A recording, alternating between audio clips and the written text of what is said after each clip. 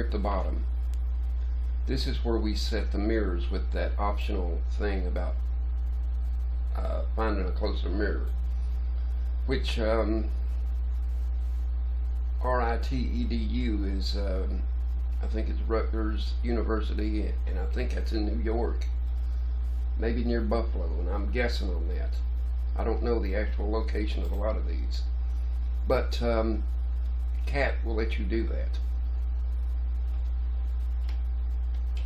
Okay, now, all right,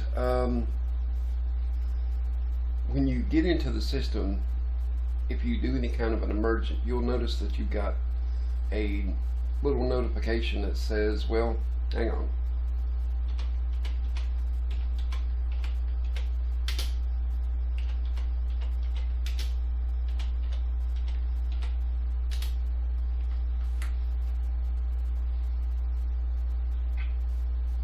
Which basically is it's a news. They do like a news thing where if they change something, or there's going to be an update, or they're going to work around something, they'll put it as a news item.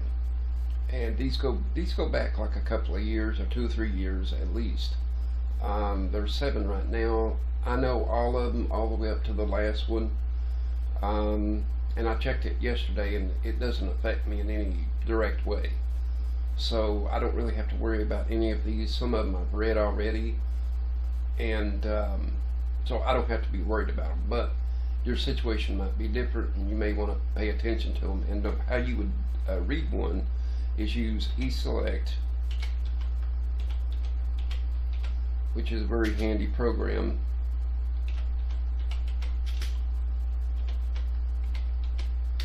I'm going to read 7 because I've read all the other ones, and it'll just show you basically what's changed, or what's or if there's a problem and they found a solution to it, or whatever. Now, I don't have to worry about PAM in any way. I cannot remember what the P stands for, but the AM is authentication module, and it has to do with users and things of that nature. But it's important to read these because everybody's situation is different, and it's better to be prepared than unprepared. Okay.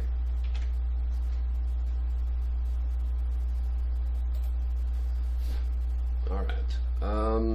I don't pick a profile because I've had problems in the past. You would use eSelect for that, so I'm not even going to go through and look through any of these, because it's not necessary for my situation. This is just how I would do things. And if you do select a profile, then you would have to go through and do this one, which is any kind of and if you pick, I can tell you right now, if you pick a desktop, like, you can still install Xorg and anything you want to install, but you have a better chance of doing it the way you want to. If you pick, like, now you could pick a desktop, and you could later on install like LXDE or XFCE4 or something along those lines. GNOME and KDE used to be really good many years ago, but they've both gotten really bloated now, and I just don't use them.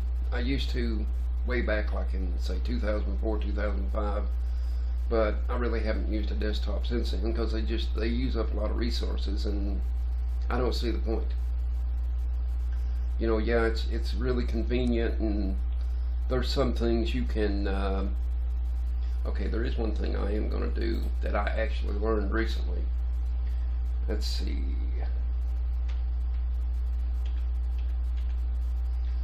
Alright, I'm going to cheat a little bit here. Cut down on my typing as much as I can. Seeing as how I can't type. And I'm going to change something. Put a use line down here at the bottom.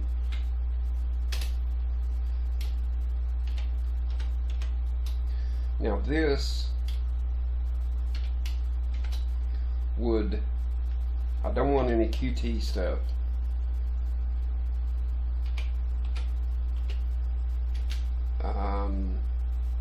I don't want any KDE stuff either.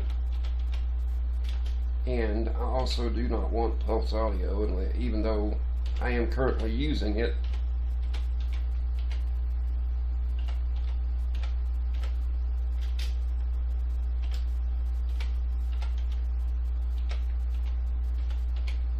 Okay.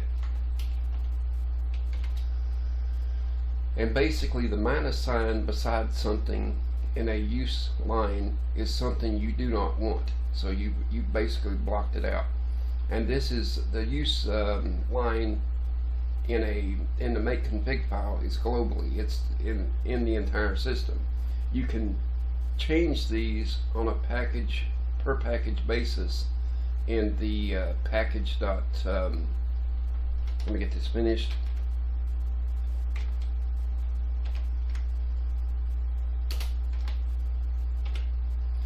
Let's see, ls.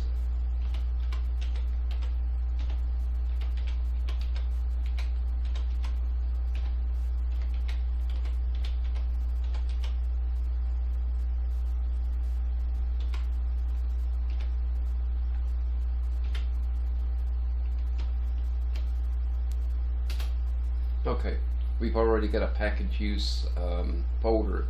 And basically what you would do is if you wanted to alter something that was in the make config use line, like say you did want systemd or you did want Pulse Audio, you could change it in the package use directory.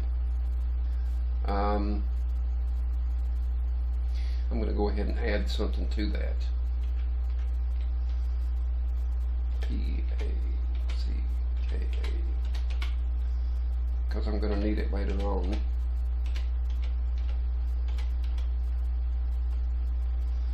And also in the portage, etc. portage directory, you would have mask and unmask if you wanted to mask a package or unmask a package. You got a lot of flexibility with Gentoo that you really don't have in other distros.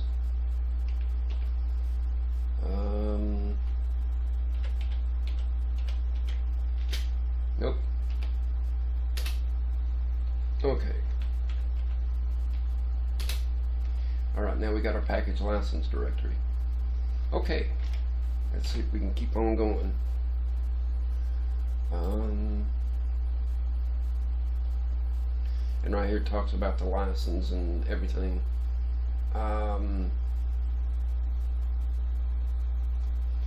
Okay. I did this yesterday and I'm going to do the same thing today.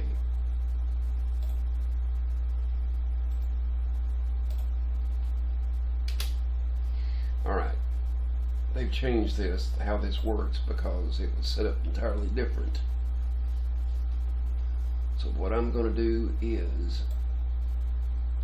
I'm going to go ahead and copy these two from here. It worked yesterday just fine, so I'm going to assume that it's going to work today just fine as well. Okay, and then I could just do Control O, Control X, and then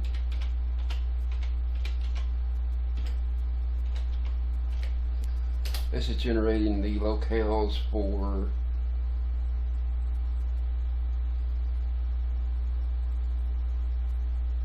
the system. Alright, now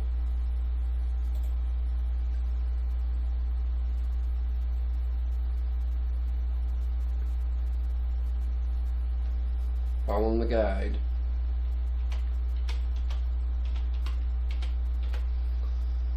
eSelect is a very powerful program inside Gentoo, and it can be used for a lot of different things.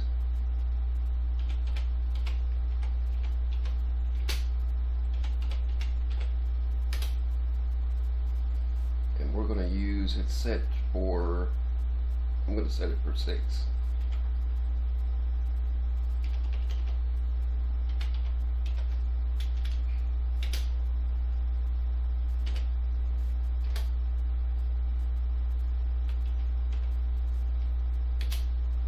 and you can see I just changed it to 6.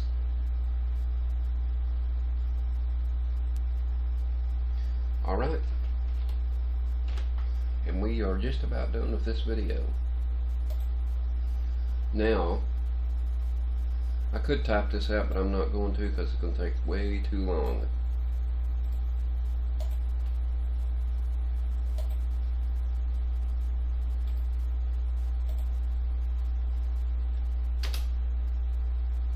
Basically, it updates the environment. It accesses source etc. profiles to know how to proceed, and then it does the export to the PS1 so you know you're still in the chroot environment. Alright, and that's the end of this video.